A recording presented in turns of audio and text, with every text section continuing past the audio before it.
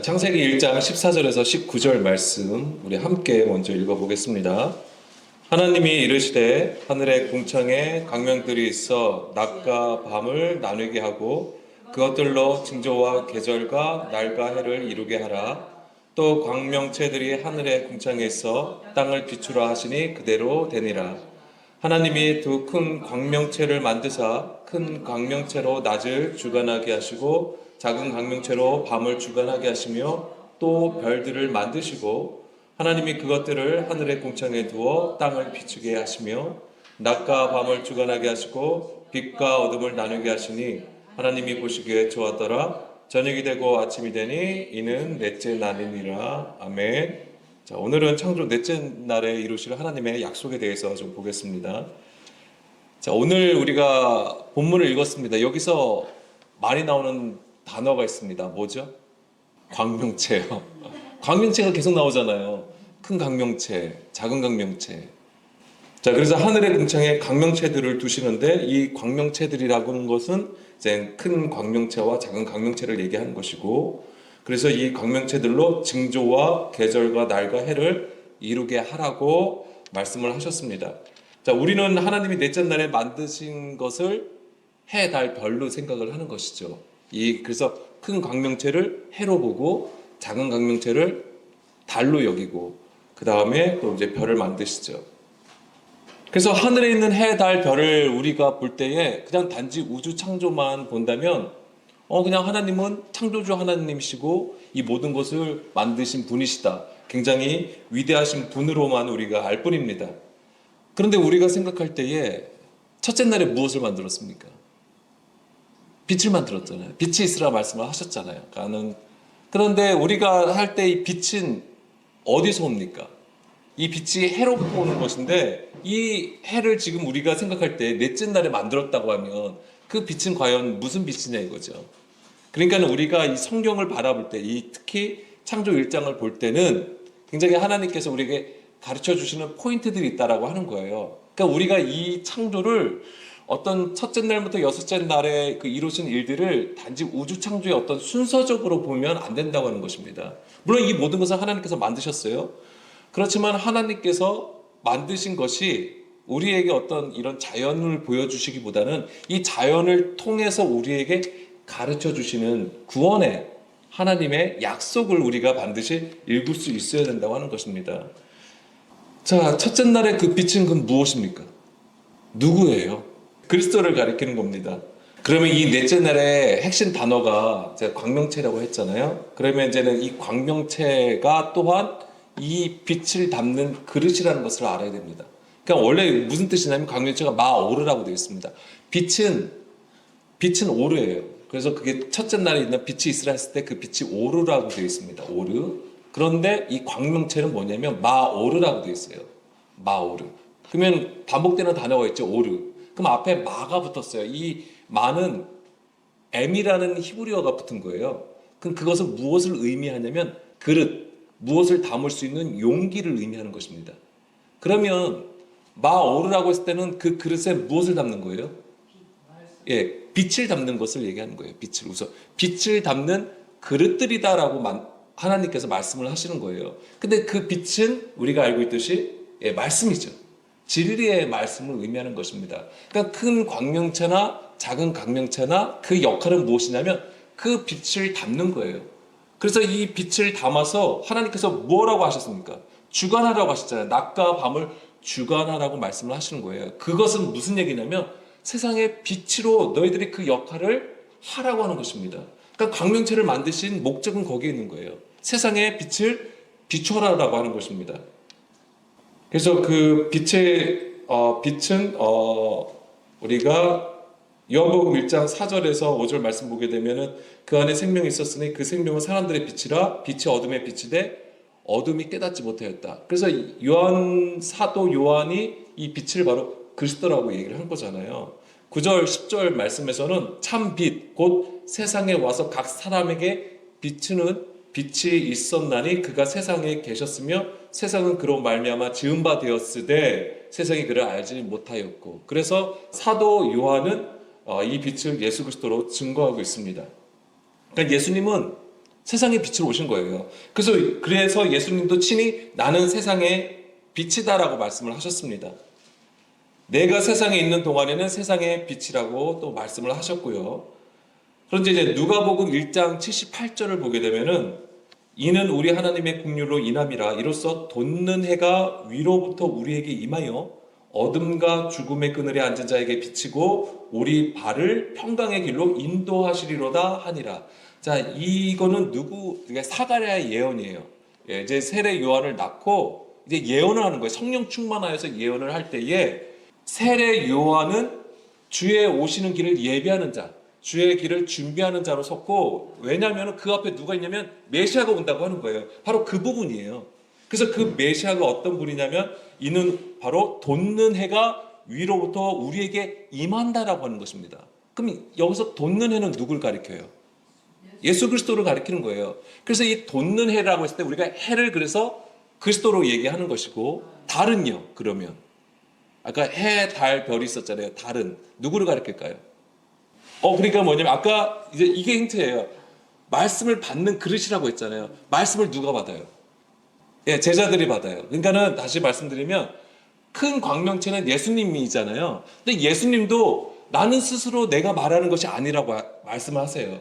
하나님으로부터 하나님께서 내 안에 계셔서 하나님의 일을 나타내신다고 하는 거예요. 그러니까 예수님의 존재도 뭐라고 얘기를 하시냐면 내가 아버지로부터 보냄을 받은 자라고. 근데 올 때에 진리의 말씀을 가지고 온 자예요. 그런데 예수님은 어떤 분이세요? 율법과 선지자를 폐하러 오신 분이 아니라 율법을 완전케 하시기 위해서 오신 분이라고 하는 것이죠. 그래서 그것이 큰 광명체가 되는 거예요. 작은 광명체는 누구냐면 말씀을 받은 자들을 얘기하는 거예요. 1차적으로는 누굴 얘기하냐면은 그 당시 이스라엘을 얘기하는 거죠. 이스라엘이 율법을 받은 자들이잖아요. 시내산에서 율법을 받은 자들이에요. 그들을 하나님께서 왜 부르셨습니까? 세상의 빛이 되라고 이스라엘을 세우신 거예요. 그들이 이제 작은 강명체가 되는 거예요. 그럼 이제 별들은 나중에 그것을 다시 말씀을 드릴게요. 이제 별들은 약간 좀 다른 존재예요. 그러니까 다른 존재라기보다는 미리 말씀을 드리면 그리스도 안에 거하는 자들이 별들이라고 하는 것입니다. 아브라함의 자손들이 되는 거예요. 누구나가 다 아브라함의 자손이 아니죠. 유대인이 다 아브라함의 자손이 아니에요. 사도 바울도 그걸 얘기하고 있고 예수님도 그걸 얘기합니다. 너희들을 스스로는 아브라함의 자손이라고 얘기하지만 아니다. 너희들이 아브라함의 자손이 아니라고 얘기를 하시잖아요. 그러니까 그런 부분하고도 연결되는 것입니다. 자, 그래서 이 사가랴의 예언에서 바로 우리에게 임하는 돋는 해를 바로 이제 메시아 그리스도를 가리킨다고 했습니다. 다시 창세기 1장 14절로 돌아가게 되면은 여기서는 사실은 큰 강명체와 작은 강명체라는 말이 있는 것이지 해 달은 사실 없어요. 우리가 뒤에 별들이 나오니까 해, 달, 별 이렇게 추측해서 얘기하는 것이지 사실은 해와 달이라는 단어는 사실 존재하지 않습니다. 그렇지만 우리가 해, 달로 보는 게 틀린 건 아니에요. 그것을 통해서 우리를 향하신 하나님의 구원의 역사를 깨닫게 하시는 부분이 있다라고 하는 것입니다. 그래서 이 큰 광명체는 가돌 마오르라고 되어 있어요. 가돌, 큰이란 뜻이에요. 그래서 우리가 하나님의 큰일이라고 할 때 그 큰일은 우리가 어떤 거대한 스케일이 큰 것을 얘기하는 게 아니에요. 사이즈를 얘기하는 게 아닙니다. 뭐예요? 온전한 일을 얘기하는 겁니다. 하나님의 온전함을 나타내는 것을 의미하는 것이죠. 그러니까 이 빛을 담는 이 큰 그릇은 바로 예수 그리스도를 얘기하는 거예요. 예수님은 온전하신 하나님의 형상을 가지고 하나님의 말씀을 가지고 온전함으로 오셨고 우리 가운데 그것을 선포하신 바로 하나님이시기 때문에 그렇습니다. 그래서 그 진리의 말씀을 아버지로부터 받아서 가지고 온 거. 이제 이 말씀이 이제 요한복음 14장 10절하고 그다음에 마태복음 5장 17절 말씀으로 이해하시면 될 것 같아요. 그것이 바로 큰 광명체의 역할이었습니다. 자, 그러면 작은 광명체는 무엇일까요? 자, 이 작은 광명체는 카탄 마오르예요. 카탄. 그래서 이 카탄은 무슨 뜻이냐면 단축된, 가장 작은, 가장 어린이란 뜻을 가지고 있습니다. 물론 우리가 지극히 작은 자 하나 이것을 얘기할 때도 가장 작은 어린 것을 얘기를 하는 것이지만은 여기서 작은 강명체를 우리가 달이라고 했을 때 달은 스스로 빛을 낼 수 없죠. 우리가 자연계를 봐도 태양으로부터 그 빛을 받아서 반사하는 거예요. 그 반사한 빛을 가지고 지구에게 우리에게 비추는 거죠. 그래서 우리가 밤에 볼 수 있는 것이고 바로 그 역할을 하는 거예요. 그래서 하나님의 그 율법 말씀을 이스라엘에게 주신 것을 얘기하는 거예요. 그래서 그 말씀을 온전히 받아서 또한 그 온전함으로 전해야 되는 건데 우리가 이스라엘을 볼 때에 그렇지 못했다는 부분이죠. 그것이 이제 작은 강명체가 되었다라고 하는 것입니다. 그러니까는 그들이 그 강명체의 역할을 하지 못하였음은 하나님의 말씀을 사람의 계명으로 바꿨기 때문에 그런 것입니다. 그러니까 큰 광명체에 속해야 되는 거예요, 원래. 그리스도 안에 속하여져서 그 온전함으로 순종해야 되는데 이제 그렇지를 못했던 것이죠. 그래서 이 작은이라고 했을 때는 우리가 어떻게 이해할 수 있냐면 고린도전서 13장 9절에서 11절 말씀을 보게 되면은 자, 우리는 부분적으로 알고 부분적으로 예언하니 온전한 것이 올 때에는 부분적으로 하던 것을 피하리라. 그러니까 지금 초대교회도 마찬가지고 예수님 당시에 유대교도 마찬가지고 어떤 상태라고 하는 것입니까? 부분적으로 한다는 거예요. 어린 아이의 일을 여전히 하고 있다라고 하는 것이죠. 그래서 11절에 보면 내가 어렸을 때 말하는 것이 어린아이와 같고 깨닫는 것이 어린아이와 같고 생각하는 것이 어린아이와 같다가 장성한 사람이 되어서는 어린아이의 일을 버렸노라. 그러니까 여기서 우리가 알 수 있는 것이 그 당시에 율법을 가진 자, 말씀을 가진 자들이 어떤 상태였냐면 그리스도를 통하여 온전함으로 깨달아서 그 복음을 전해야 되는데 그렇지 아니하였다고 하는 것입니다. 그래서 어린아이 같다라고 하는 거예요. 장성한 수준에 이르지 아니하고 어린아이의 일을 추구하였던 것이죠. 근데 이 어린아이의 일을 폐하게 되는데 이것이 바로 이제 성령님께서 가르쳐 주실 때에 이제는 이 어린아이의 수준이 폐하여지는 것이죠. 자, 그러면은 이 율법은 잘못된 것이냐? 사도 바울이 증거하기는 이 율법은 잘못된 게 아니라고 하잖아요. 이 율법은 오히려 우리의 죄를 깨닫게 한다고 하는 것입니다. 이 율법이 하는 역할이 무엇입니까? 그러니까 하나님께서 왜 주셨냐면은 자, 갈라디아서 3장 24절에 의하면 이같이 율법이 우리를 그리스도께로 인도하는 초등 교사가 되어 우리로 하여금 믿음으로 말미암아 의롭다함을 얻게 하려 함이라. 아멘. 그러니까 이 율법은 우리를 그리스도께로 인도하는 초등 교사라고 하는 것입니다. 그럼 말씀을 주신 거예요. 율법을 주셨어요. 그런데 여기서 그리스도를 발견해야 되는데 그러니까 여기서 자기의 소유를 팔아서 그 보화를 캐야 되는 그 믿음의 인내가 있어야 되는데 그게 없었던 거예요, 이스라엘은. 그래서 이스라엘에게 나타났던 것은 뭐냐면 형식이었고 보여지는 것이었습니다. 거기에 집중된 것이에요.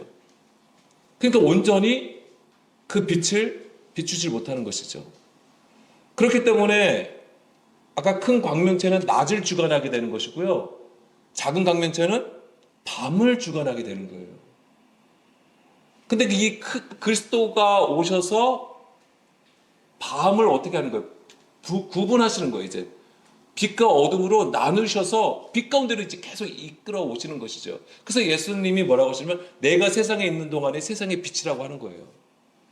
그래서 이 사람의 계명으로 가르치는 것, 작은 광명체로 하나님의 뜻을 따르지 아니하는 것은 결국 하나님께서 심판하시게 되는 것이죠. 그래서 이런 표현들이 있는 것입니다. 마태복음 24장 29절 말씀에 보게 되면 하나님께서 마지막 환란의 때를 말씀을 하신 건데 그날 환란 후에 즉시 해가 어두워지며 달이 빛을 내지 아니하며 별들이 하늘에서 떨어지며 하늘의 권능들이 흔들린다. 이렇게 말씀을 하시는 거예요. 이거 다 뭐에 대한 것입니까? 말씀을 가르치는 자들에 대한 심판이에요. 교회의 심판이고 율법을 깨닫지 못하고 사람의 소리로 내는 것을 얘기하는 그것을 심판하시는 거예요. 그래서 해, 달, 별 이것이 다 떨어진다 라고 하는 것입니다.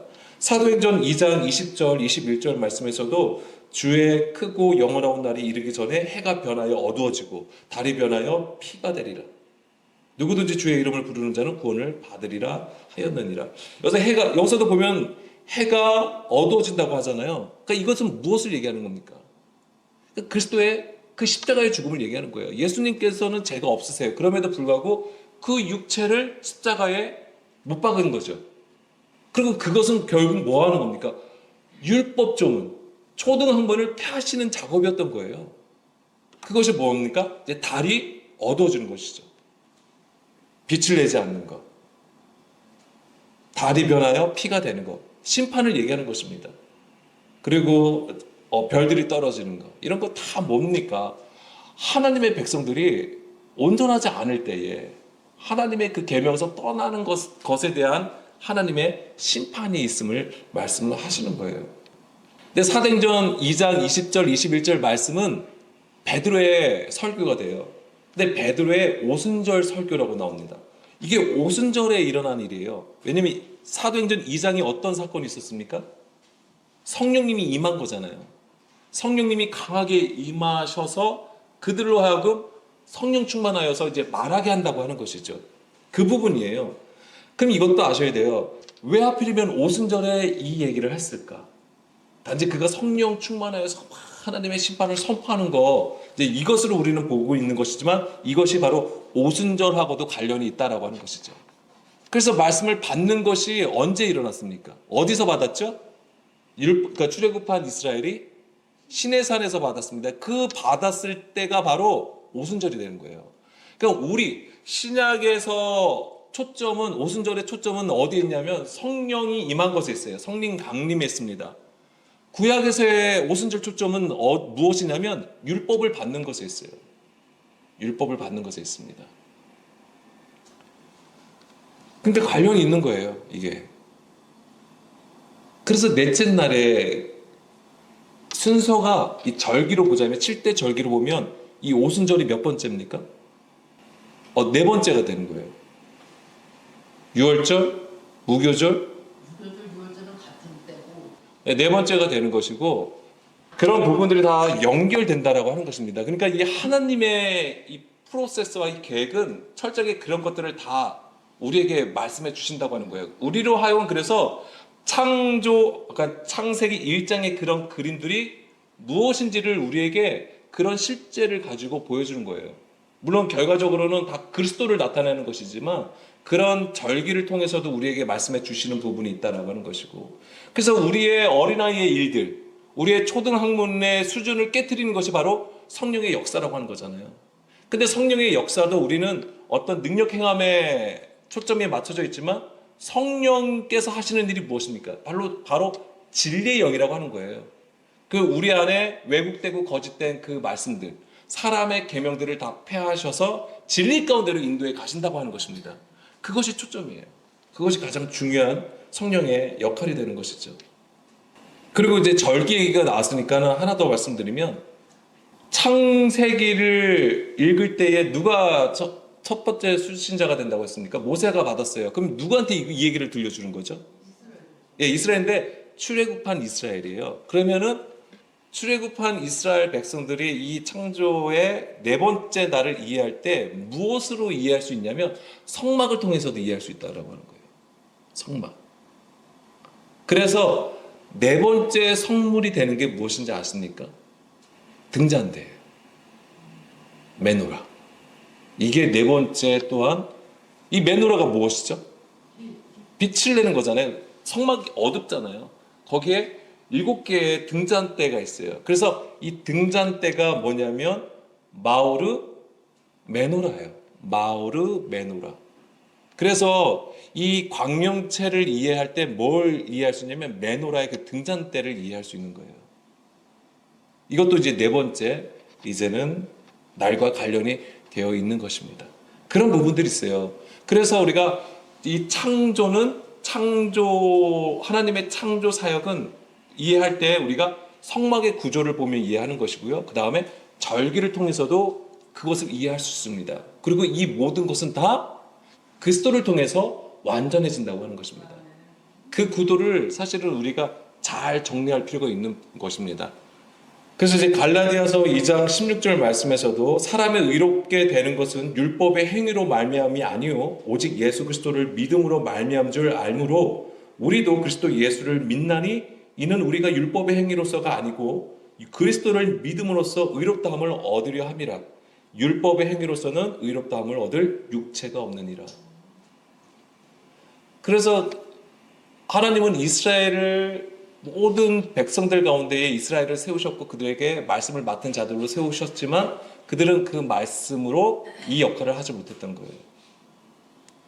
행위에 머물렀던 거예요. 그러니까 세상에 빛을 비출 수가 없었던 것입니다. 갈라디아서 4장 2절에서 5절 말씀에서도 그 아버지가 정한 때까지 후견인과 청지기 아래에 있나니 이와 같이 우리도 어렸을 때에 이 세상의 초등학문 아래에 있어서 종로로 타였더니 초등학문 아래에 있어서 종로로 타는 상태. 자, 이것을 이제는 작은 강명체들이 만들어버린 거예요. 원래는 큰 강명체부터 빛을 받았잖아요. 그러니까 달이잖아요. 그것을 온전히 반사해야 되는데 그것을 자기 이제 유익을 취하는 것, 행위에 머물게 만들어 버렸다고 하는 것입니다. 이게 이제 밤을 주관하게 했다고 하는 거예요. 예수님이 그래서 그들 가운데 오셔서 그 구조를 깨트리시고 그들을 진정한 빛 가운데 빛의 자녀들로 세우시는 역할을 하셨던 거예요. 4절에 때가 차면 하나님이 그 아들을 보내사 여자에게서 나게 하시고 율법 아래에 나게 하신 것은 율법 아래에 있는 자들을 속량하시고 우리로 아들의 명분을 얻게 하려 하심이라. 바로 그리스도 안에 거하는 자들로 세우시는 그 일을 하셨던 것입니다. 그래서 그리스도는 율법의 마침이 되시는 거예요. 그러니까 마침이 무엇입니까? 완성, 텔로스, 완성을 얘기하는 거예요. 완전하게 하셨다라고 하는 것입니다. 그것이 로마서 10장 2절에서 4절 말씀인데요. 내가 증언하노니 그들이 하나님께 열심히 있으나 올바른 지식을 따른 것이 아니니라. 예, 올바른 지식을 따른 것이 아니죠. 위로부터 오는 그 하나님의 의를 알지 못하였다고 하는 거예요. 그러니까는 자기의 의를 세우는 것이죠. 하나님의 의를 모르고 자기 의를 세우려고 힘써 하나님의 의에 복종하지 아니하였느니라. 그리스도는 모든 믿는 자에게 의를 이루기 위하여 율법의 마침이 되니라. 아멘. 그래서 예수님이 우리 가운데 오셨던 것입니다. 그래서 이 그리스도의 완성에 이른 자, 함께 동참한 자들, 그리스도의 가르침을 받고 지극히 작은 자들이 된 자들이 누구냐면 그들이 별들이라고 하는 거예요. 그들이 별이에요. 이것은 하나님께서 아브라함에게 약속하신 거잖아요. 창세기 22장 17절. 내가 네게 큰 복을 주고 네 씨가 크게 번성하여 하늘의 별과 같고 바닷가의 모래와 같게 하리니 네 씨가 그 대적의 성문을 차지하리라. 여기서 보게 되면 우리는 단지 이게 어떤 숫자의 많음을 우리는 이야기하겠지만은 네 씨가 크게 번성하고 사도 바울은 이것을 단수로 봤어요. 그래서 뭐냐면 예수 그리스도를 얘기한다고 증거하고 있습니다. 그래서 뭐냐면 예수 그리스도를 통하여서 하늘의 별과 같이 내 자손들이 크게 번성해서 하늘의 별과 같이 또는 바닷가의 모래와 같게 한다라고 하는 거잖아요. 그러니까 여기서도 구분이 되는 거예요. 우리는 하늘의 별과 같은 자들이 되어야 되는 것이죠. 진정한 아브라함의 자손들을 얘기하는 거예요. 그렇지만 바닷가의 모래와 같다라는 것은 무엇입니까? 어리석은 자를 얘기하는 거예요. 여기에 집을 지으면은 어떻게 됩니까? 창수가 몰려오면 다 무너진다라고 하는 것이죠. 예수님 당시에 그들이 주장했던 것이 바로 이거예요. 우리가 아브라함의 자손인데 우리가 언제 종이 되었느냐. 그러니까 예수님이 뭐라고 말씀하셨냐면 죄 가운데 있으면 그것이 죄의 종로로 탄 것이기 때문에 그것을 얘기하신 거잖아요. 너희들이 진정으로 아브라함의 자손이 아니라고 말씀을 하시는 거예요. 그러니까는 진리의 말씀을 가지고 있지 않기 때문에. 창세기 26장 4절에서도 내 자손을 하늘의 별과 같이 번성하게 하며 이 모든 땅을 내 자손에게 주리니 내 자손으로 말미암아 천하 만민이 복을 받으리라. 예, 여기서는 확실하게 내 자손을 하늘의 별과 같이 번성하게 하신다라고 말씀하셨습니다. 이것도 뭐냐면 커지는 거잖아요. 번성이 커지는 건데 이게 뭐냐면 진리 안에 있는 자들을 얘기하는 거예요. 이들이 바로 하늘의 별이 되는 자들이 되는 것입니다. 그리스도 안에 거하며 주의 말씀들이 되어 세상에 빛을 비추는 존재들을 말하는 거예요. 이 별들이. 그런데 이 별들의 원형이 또한 누구겠습니까? 예수님이죠. 예. 그래서 민수기 24장 17절 말씀에서도 보게 되면 내가 그를 보아도 이때의 일이 아니며 내가 그를 바라보아도 가까운 일이 아니로다. 한 별이 야곱에게서 나오며 한 규가 이스라엘에게서 일어나서 모압을 이쪽에서 저쪽까지 쳐서 무찌르고 또 셋의 자식들을 다 멸하리로다. 여기서 한 별이 야곱에서 나온다고 했습니다. 한 규가 이스라엘에게서 나온다고 했어요. 이게 누굽니까? 예, 메시아에 대한 예언이에요, 이게. 근데 이 한 별이 누구냐면 그리스도를 가리킨다고 하는 것입니다. 그러니까는 별들이 된 자들의 원형은 누구냐면 바로 예수님이라고 하는 거예요. 그러니까 그 광명체도 예수님이고 그 빛도 예수님이고 그 별들의 원형 또한 예수님이라고 하는 것입니다. 계시록 22장 16절 말씀에 보게 되면 나 예수는 교회들을 위하여 내 사자를 보내어 이것들을 너희에게 증언하게 하였노라. 나는 다윗의 뿌리요 자손이니 곧 광명한 새벽별이라 하시더라. 자, 예수님이 바로 광명한 새벽별이라고 하는 것입니다. 바로 이 별 또한 예수님을 사실은 가리키는 거예요. 이게 바로 이제 그리스도에 대한 예언의 말씀이었던 것이죠.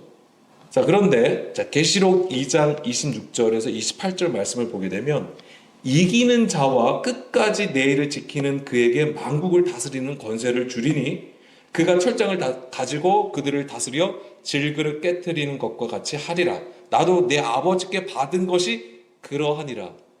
자, 예수님은 바로 큰 광명체, 바로 빛으로 우리 가운데 오셨는데 바로 아버지부터 권세를 받아가지고 이 땅에 오셨다고 하는 거예요. 이게 이제 세상의 빛을 비추는 건데, 근데 28절에 보면 내가 또 그에게 새벽별을 주리라 이렇게 말씀을 하셨어요. 여기서 새벽별은 아까 뭐라고 했어요? 별이 누구를 가리킨다고 했어요? 근데 누구한테 주는 거예요, 이게? 예, 그러니까 이기는 자들. 여기서 이제 제자들이죠. 근데 이기는 자들에게 주는 거예요. 이기는 자들에게 새벽별을 준다. 그 얘기는 무슨 얘기예요? 그 별들 안에 누가 있어요? 별들이 된 존재들 안에는 사실 누구를 모시고 계신 거예요? 예수님을 모시고 있는 거예요. 이기는 자에게 새벽별을 주신 거예요. 근데 어떻게 이기는 겁니까? 어떻게 이기실 거예요? 어떻게 하면 우리가 새벽별을 가져요? 네, 자기를 부인하고, 그러니까 그리스도와 함께 우리가 십자가에 못 박힐 때 이기는 거예요. 그리스도께서 우리 안에 계시는 것은 갈라디아서 2장 20절 계속 말씀드리는 거잖아요. 우리가 십자가에 못 박힐 때에 그리스도께서 내 안에 계신다고 하는 거예요. 그게 이기는 거예요. 자기를 부인하고 자기 십자가를 지고 예수를 따르는 것입니다. 그게 성경에서 말하는 순종이고요. 믿음이에요. 그게 믿음이에요. 나의 확신으로 얘기하는 게 아니에요. 물론 그런 것도 필요합니다. 우리가 지금 결단하는 것도 필요하고 확신해가지고 주님 앞에 서는 것도 필요해요. 왜? 우리는 지금 세상의 구조 안에 있고 우리가 여전히 육신을 가지고 있기 때문에 그나마 그 순간이라도 하나님 앞에 나아가려고 하는 나의 의지를 주님 앞에 보여드릴 필요는 있는 것이죠. 근데 그것으로 우리가 확정해서는 안 된다고 하는 거예요. 어느 순간 또 상황이 바뀌면 또 그게 또 변해요. 우리의 감정에 따라서도 변해요. 우리가 사랑을 업신여기는 게 아니고 우리의 섬김과 헌신들을 업신여기는 게 아니에요. 너무 중요한 겁니다. 그런데 그것이 우리로부터 나온다고 하는 것을 먼저 인식을 할 수 있어야 된다고 하는 거예요. 그래서 오직 그리스도를 통해서만이 그 일이 완전하여진다는 것을 알고 그런 자들은요 철저히 나를 낮출 수밖에 없어요. 내가 아무리 잘 섬기고 대단한 일을 해도 나 자랑하지 않아요. 나 스스로를 자랑하지 않는다고요. 철저히 낮아지고 겸손하여서 온전히 그리스도만 나타내는 것에 집중한다라고 하는 것입니다.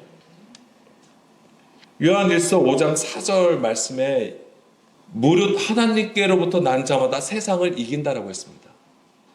세상을 이기는 승리는 이것이니 우리의 믿음이니라. 우리의 믿음이 아니고 그리스도의 그 믿음을 가진 자. 내 안에 그리스도를 모신 자. 그게 바로 이기는 자에게 새벽별을 주신다고 하는 거예요.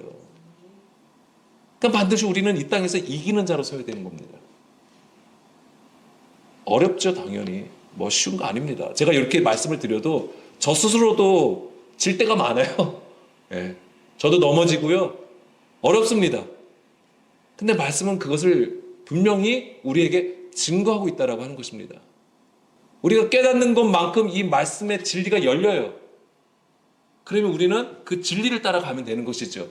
그러는 순간순간마다 하나님께서 계속 나를 죽이고 우리의 육신을 죽이고 그리스도를 드러내신다고 하는 겁니다. 그래서 우리 각자가 그리스도의 형상을 가지고 있어야 되는 거예요. 그리스도는 모든 믿는 자에게 의를 이루기 위하여 율법의 완성이 되신 것입니다. 그렇기 때문에 우리 안에 그리스도를 가져야지만이 우리가 그 율법의 행위, 종교의 행위에서 떠나서 그 본질, 진리의 본질로 나가게 되는 것이죠. 그렇기 때문에 예수님께서 십자가에 죽으시고 부활하셔서 우리 가운데에 진리의 영을 보내주신 거예요. 그 성령님을 통하여서 오늘도 우리 안에 우리의 의를 깨트리시고 하나님의 의를 나타내시는 그 작업을 하신다고 하는 것입니다. 그래서 우리가 그 온전히 우리를 부르신 그 하나님의 그 사명을 우리가 반드시 기억하고 그것을 위해서 우리가 헌신해야 되는 것이죠. 세상의 빛으로 우리를 불러주신 거예요. 우리가 빛으로 서야 되는 것입니다. 하늘의 별들로 서야 되는 것이죠. 그게 다 무엇입니까? 다 그리스도 안에 속한 자들이에요. 이것을 넷째 날에 하나님께서 약속하신 겁니다. 성령님을 통해서 이 일을 계속 이끌어 가시겠다고 하시는 거예요. 이게 하나님의 맹세예요. 하나님은 거기서 절대 떠나지 아니하세요. 우리가 연약하고 우리가 부족하고 우리가 비록 허물 있고 죄가 있어도 하나님은 계속 우리를 그렇게 이끌어 가신다고 하시는 거예요. 얼마나 감사합니까? 바로 그것이 넷째 날에 하나님의 사역이 되는 것입니다. 그래서 오늘도 우리가 그리스도와 연합된 별들이 되어야 되는 것이고요. 또 세상에 빛을 비추는 그 온전한 빛, 바로 그리스도를 나타내는 것입니다. 그 복음을 전하는 저와 여러분이 되길 소망합니다. 아멘. 우리 이 시간 함께 기도하실게요.